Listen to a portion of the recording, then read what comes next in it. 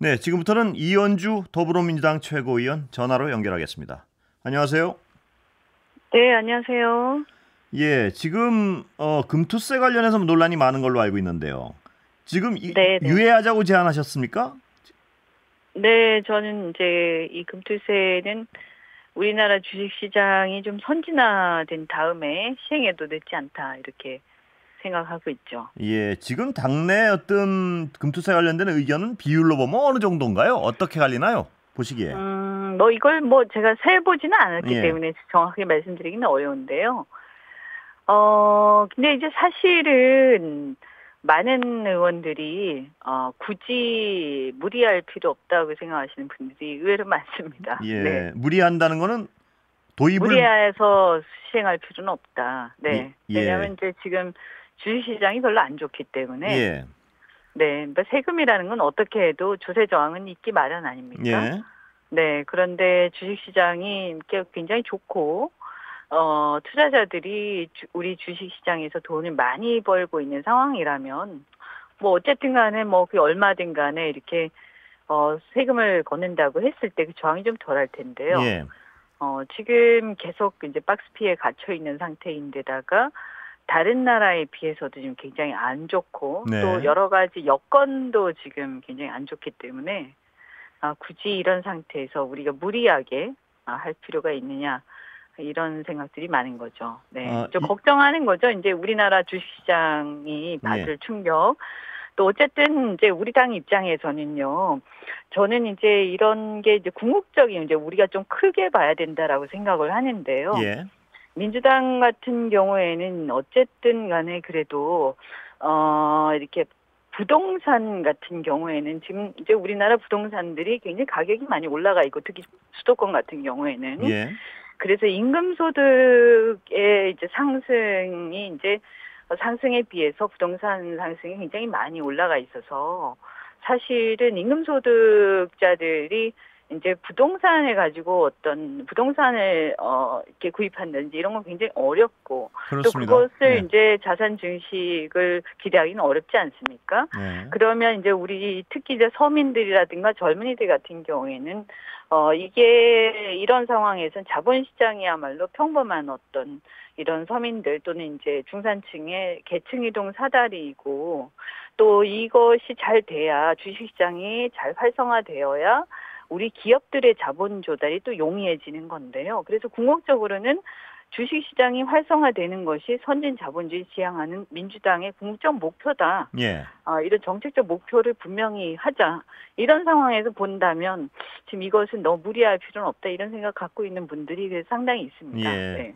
유예한다면 언제까지로 보십니까? 이 의원님은? 그러니까 이제 이게 무슨 몇 예, 년이다 이런 게 중요하다고 예, 생각하지는 않고요. 지금 이제 우리가 목표를 갖다가요. 저는 사실은 이걸 가지고 소득세를 걷는다고 해서 사실은 이게 그 세수가 그렇게 많이 확보되는 것도 아닙니다. 이게 솔직히 말씀드려서요. 예, 그러니까 거래세를 점진적으로 또 이걸 하면서 줄여나간다고 했는데 예, 실질적으로 보면 오히려 거래세 줄어드는 게 훨씬 많거든요. 예, 예, 그래서 세수보다는 이거 같은 경우에는 사실은 이런 문제보다는 이 주식 시장을 어떻게 선진화시켜 나갈 것이냐. 그래서 사실 우리가 걱정하는 게 이런 거예요. 이제 이게 어떤 충격에 의해서 주가가 빠졌을 때 이제 미국 같은 경우에는 주가의 어떤 회복 탄력성이 굉장히 크단 말이에요. 예, 그래서 주가가 쭉 빠졌다가도 금방 회복되고 이렇게 되기 때문에 사실은 이제 개미 투자자들이 크게 걱정하지 않는데 우리나라 같은 경우에는 이제 충격을 받아서 푹 빠진 다음에 잘 회복이 안 되는 이런 이제 굉장히 취약한 상황이 있기 때문에 이런 문제들 우리 주식시장이 왜 이렇게 취약한가. 그래서 이 주식시장을 튼튼하게 만들고 선진화시켜서 그리고 주가지수가 우리의 어떤 지금 저평가되어 있는 부분들 소위 코리아 디스카운트라고 하는 문제들 이런 것들을 좀 정상화시키는 게 사실은 더 시급하다고 생각하고 있는 거죠. 예. 그렇다면 급투세를 미루면 거래세 줄여나가는 것도 정지되는 건가요? 그러니까 거래세는 그대로 내게 되는 건가요? 안은? 그런 부분은 이제 같이 생각해야 된다고 저는 생각하고 있습니다. 예. 네. 근데 지금 실질적으로는요. 5천만 원 네. 이상 소득을 올리는 사람이 그렇게 많으냐? 뭐 이런 비판에 대해서 네. 어떻게 보세요? 저는 그런 걸 그렇게 계산하는 것은 옳지 않다고 예. 생각해요. 왜냐하면 이게 이제 특히 주식시장이라는 것은 세금 우리가 세금이니까 뭐 너는 내고 나는 안 내고 이렇게 생각할 수는 있는데요. 사실 이것은 산수가 아니라 함수거든요. 예. 네, 그래서 실제로는 뭐 세금을 내는 사람은 5천만 원 이상 내는 사람은 뭐 과세 대상이고 그 외에는 과세 예. 대상이 아닐 수는 있지만 그러나 과세 대상인 사람이 또 그런 어떤 영향에 의해서 또 투자를 갖다가 포기하거나 혹은 철회하게 되면 그것은 주식시장 전체 주가에 영향을 미치기 때문에 예. 전체 주가에 영향을 미치게 되면 소액 투자자도 손해를 보게 되는 거죠. 그러니까 어차피 그것은 제가 말씀드린 것처럼 함수거든요. 예. 그러니까 산수가 아니라는 거죠, 이것은. 예. 그런데 네. 그 5천만 원 이상의 소득을 올리는 사람들이 과연 금투세 때문에 시장을 떠나겠느냐? 그건 하나의 가정인데 결국은 부자 감세 아니냐 이런 비판도 있습니다. 어떻게 보십니까? 아니, 그러니까 그렇게 생각하는 것은 굉장히 주식을 잘 모르는 사람들이 하는 얘기예요. 예. 그러니까 그러니까 5천만 원 이상 되는 사람이 이것 때문에 주식 시장을 떠나가고 이런 문제가 아니라요. 예. 이게 이제 이런 어떤 하나의 이제 트리거 포인트라고 저는 보는데요. 예.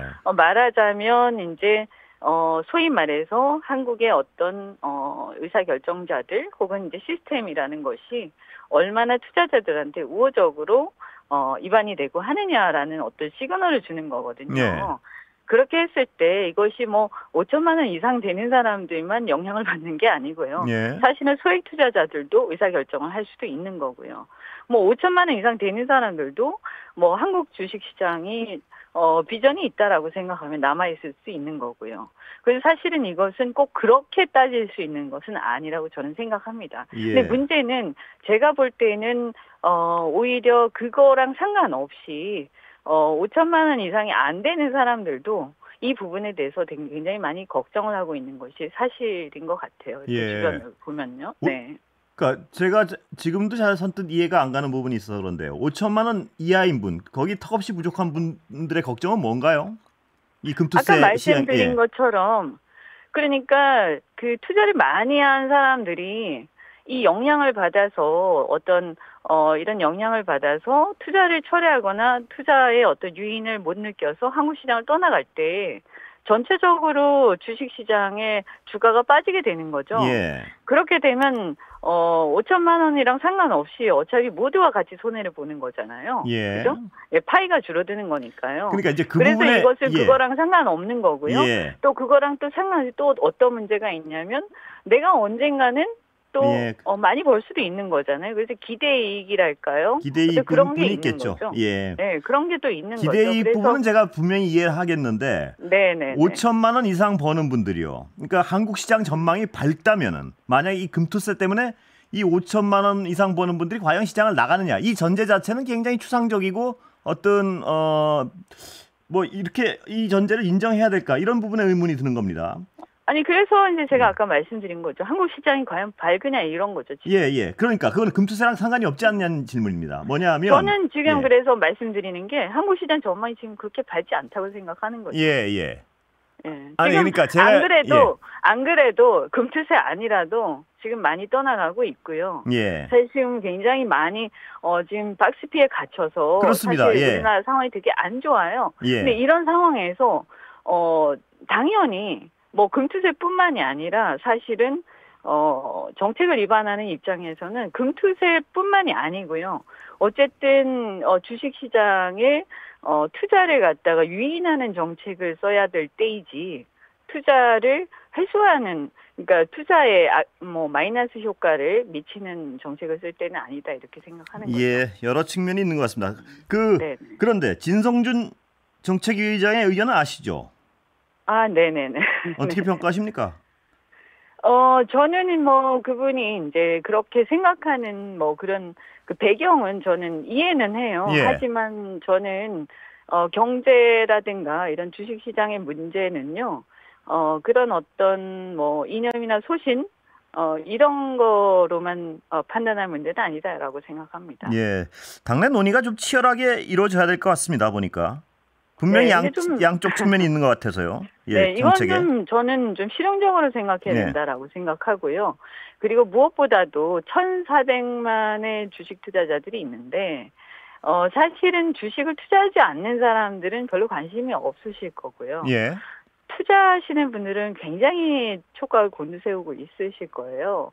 어떠한 정책이 입안이 되든 굉장히 관심이 많으실 거기 때문에 그분들이 어떻게 생각하시고 어떤 관심을 갖고 있다 이런 거에 대해서 굉장히 좀 많은 관심을 갖고 어쨌든 우리가 중요한 것은 우리는 한국 주식시장이 활성화되고 이것이 좀 성장할 수 있는 쪽으로 정책을 펼쳐나가는 것이 장기적으로 옳다고 생각합니다. 그래서 좀 지금 우리나라 주식시장이 굉장히 활성화돼서 막 3천, 4천까지 올라가고 우리 국민들이 주식시장에 돈을 되게 많이 벌고 있고 이런 상황이라면 이걸 이렇게 굳이 다시 재고하고 이럴 필요는 저는 없다고 생각하는데요. 지금 상황이 그렇지 않기 때문에 지금은 때가 아니다라고 생각합니다. 예. 금투세와 같이 또 논란이 되는 게 지금 전국민 25만 원 지원금인데요. 김동연 경기도지사는 반대 입장 밝혔습니다. 어떻게 보십니까, 이 부분은? 저는 그분이 이것을 선별적으로 하는 게 옳다라고 얘기하신 것 같아요. 예. 그런데 그거는 그분이 이것을 좀 복지로 이해하신 거 아닌가 하는 생각이 들고요. 저는 개인적으로 복지조차도 선별적이다, 보편적이다 하는 그 논쟁이 한참 이제 막 활발할 때는 예전에 그 무상복지 논쟁이 있을 때 그때 그러니까 10년, 15년 전의 얘기고 지금은 국민들이 그 부분에 대해서 그렇게 막 이념적으로 아주 막 치열하게 논쟁한 그 시대는 좀 지났다라고 저는 생각을 하는데요. 근데 어떻든 간에 이 문제는 사실은 복지가 아니고요. 25만 원 이것은 재정 정책이거든요. 네. 그래서 이것은 뭐냐 하면 25만 원을 국민한테 이것을 받는 수령하는 그 국민한테 궁극적으로 종국적으로 주는 현금이 아니고요. 예. 일종의 그러니까 지역화폐로 주는 거예요. 그래서 지역화폐로 줄 때 4개월 안에 반드시 쓰도록. 그래서 소비하도록 말씀이시죠? 반드시? 네, 예. 4개월 안에 쓰지 않으면 이것은 없어지는 겁니다. 예. 예, 그래서 4개월 안에 안 쓰면 소진되는 거고요. 이제 이것은 지역화폐라서 일정하게 그 지역의 소상공인이나 이런 데 쓰도록 되어 있는 거예요. 그럼 뭐냐면 이것은 그 받는 사람이 자기 주머니에 넣어봤자 이것은 소용이 없는 거죠. 예. 그래서 이 받는 국민은 하나의 어떤 마중물로서의 경로에 불과한 것이에요. 예. 그래서 정부가 이 25만 원을 직접 지출할 수도 있지만 이것을 받는 국민을 통해서 이전 지출로서 이것을 마중물로서 돈을 쓰는 거거든요. 예. 그래서 일종의 이것은 정부 지출입니다. 그래서 이거는 재정정책이고 확대 재정정책이지 이건 복지가 아니에요. 예. 그래서 이것을 좀 이해를 하셔야 되는데 그럼 확대 재정정책이면 워낙 지금 내수가 안 좋기 때문에 돈을 좀 풀어야 되는데 그냥 돈을 푸는 것보다는 이렇게 해서 이 돈이 소상공인은 이런 데 좀 흘러들어가도록 마중물 역할을 하자 이런 거고 그래서 이렇게 했을 때 내수가 좀 진작되도록 국민을 통해서 하자라는 거기 때문에 기왕이면 선별적으로 하는 게 아니라 많은 사람들을 통해서 마중물 역할이 될수록 확대 재정 정책은 효과가 더 커지는 거죠. 예. 예. 네, 그러니까 복지라면 이건 선별적이다, 보편적이다 이런 논쟁을 할 수가 있는데 복지가 아니라 재정 정책이기 때문에 확대 재정 정책은 더 많이 풀수록 좋은 거, 효과가 확실한 거 아니겠습니까? 예. 이 부분은 그 정도면 설명이 된 것 같고요. 다른 좀 주제로 넘어가 보겠습니다. 여야 의정 협의체요. 어떻게 보십니까? 지금 이게 야당 일각에서는요. 이거 왜 어차피 엉망이 된 이 상황에서 들러리 쓰느냐 이런 비판도 있는 걸로 알고 있는데요. 어떻습니까? 저희가 아직 여야 의정 협의체에 참여를 하겠다라고 확언을 한 적이 없고요. 예. 저희가 이제 협조적으로 이제 지켜보는 상황이고요. 예. 다만 문제는 뭐냐면 여야 의정 협의체에서 핵심은 의잖아요. 예. 그렇죠? 근데 의료계가 참여하지 않는 여야 의정 협의체가 무슨 의미가 있겠어요. 예. 그죠? 사실은 그냥 여야는 항상 보건복지위원회에서 대화를 하고 있는데요. 그래서 의료계에 참여가 없는 여야 의정 협의체에는 우리가 참여를 할 필요가 없는 거죠. 예. 현재로서는 의료계에 참여를 하도록 계속 독려를 하고 일단 의료계 참여 명분을 주도록 정부가 대통령이 사과를 하고 그 복지부 장차관을 비롯해서 책임 있는 자들의 문책을 해야 되는데 경질을 할 필요가 있고요. 그래야 의료계가 참여 명분이 생기지 않겠습니까? 그리고 26년부터 이것을 유예한다라고 하는데 당장 물론 뭐 지금 수시는 좀 어려울지 모르겠지만 그래도 25년도 열어놓고 같이 논의를 해야지. 무슨 뭐 대통령이 지금 양보를 해서 같이 논의하자 하는 마당에 뭐 이거는 안 되고 나는 이것은 되고 니들이 들어와 이런 식으로 이렇게 뻣뻣하게 굴면서 그렇게 하는 것은 저는 옳지 않다고 생각해요. 그래서 의료계도 뭐 일단 양보하는 이 자세는 필요하지만 여기서 핵심은 뭐냐면 사실은 전공의들 같은 경우에는 그동안에 이 어떤 대학병원에서 상당히 그들이 어떤 좀 이렇게 시간과 그다음에 이 어떤 임금에 있어서 상당히 헌신하면서 그들의 헌신 위에서 이 대학병원들이 유지되어 온 게 사실이거든요. 근데 이걸 무시하고 그냥 마구잡이로 막 밀어붙이다가 이런 대란이 일어난 거예요. 그렇습니다. 그러니까 이 부분에 대해서는 전공의들이 들어오도록 하기 위해서는 사실 정부가 숙여줄 필요가 있는 거죠. 그러나 현실적으로 말입니다. 아까 수시는 잠깐 말씀하셨지만 수시는 이미 접수가 시작됐고 제가 말씀드리는 건 시간이 거의 다 됐는데 어떻게 민주당의 안은 있습니까? 저희는 이제 안이 있지만 저희는 이제 점진적으로 증언을 하자라고 했고 이렇게 무리하게 하는 것은 저희가 사실은 문제가 있다라고 계속 얘기를 하고 있죠. 지금 그렇다고 해서 저희가 지금 이것을 안을 낼 단계는 아니라고 보고 일단은 의료계를 참여를 시키자라고 얘기를 하고 있는 거죠. 왜냐하면 지금 정부나 어떤 여당에서는 이걸 해결할 의지나 능력이 좀 없는 것 아닌가 이런 의구심이 들어서 여쭤보는 겁니다. 그렇게 되면 이것은 의료가 붕괴가 되는데 이거 굉장히 무책임. 그러면 정부가 그만해야죠. 이제 내려와야죠. 오늘 여기까지 듣겠습니다. 감사합니다.